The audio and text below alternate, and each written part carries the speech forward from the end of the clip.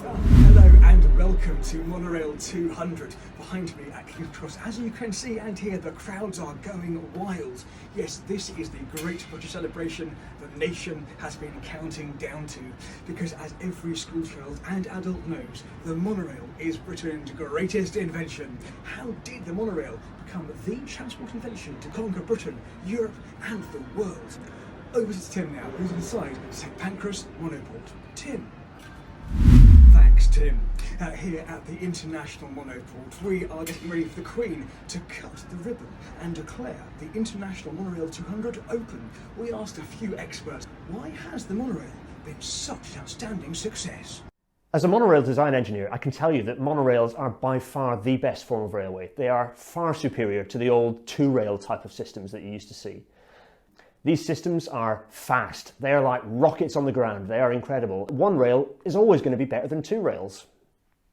Britain's greatest invention was the monorail. We built them, we exported them around the world. Stephenson, Brunel and even Sir Nigel Gresley embraced the technology and built world-beating monorails. So I'm Sir Peter Hendy, I'm the chair of Monorail UK, and today's a very special day, the 200th anniversary of the first monorail in Britain. Yeah, I've been to all of Britain's 2,500 monorail stations actually, and it's obvious they're just so much more practical than those silly old two-rail systems. Great fact.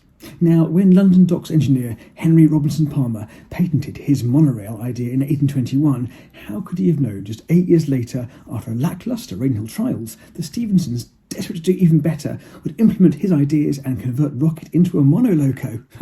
Or that his invention could inspire culture, from the Simpsons to the Reverend Audrey's tales. Oh, news just in on the cavalcade. We're so proud to be showcasing our icons at Monorail 200. Visitors can get up close and see Stephenson's monorocket, Gresley and the LNEM's famous Flying Scots one, and of course, the British Rail Intercity 111.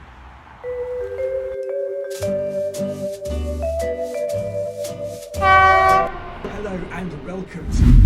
That never happened, right? Well, some of it did actually happen.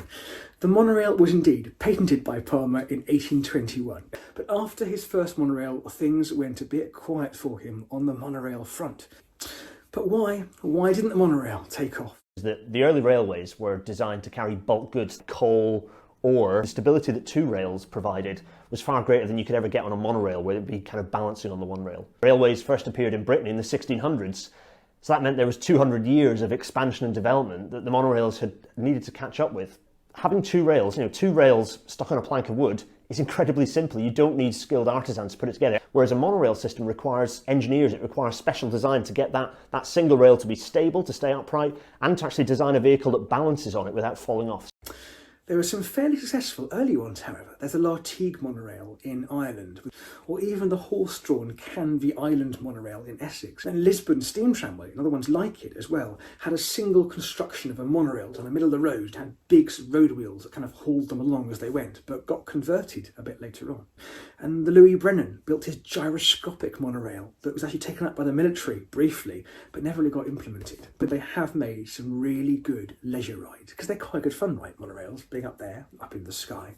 Butlins had some, Disney's theme parks had some, even real Seafront had one. They do make, however, good closed-loop systems. In fact, there's a set being built right now up in Derby by Alstom to be exported out to Egypt. Who can forget that infamous episode of The Simpsons, Marge versus the... Someone once said that episode, in ridiculing, single-handedly stopped as a transport solution. Maybe. Look, I can though tell you exclusively today, on the 200th birthday of the monorail, Matt Groening has very kindly done this drawing just to say, happy birthday, monorail. Happy 200th birthday, monorail. Happy birthday, monorail. From all of us at the National Railway Museum and Science Museum Group, happy birthday, monorail. Happy birthday, Monorail. Happy 200th birthday.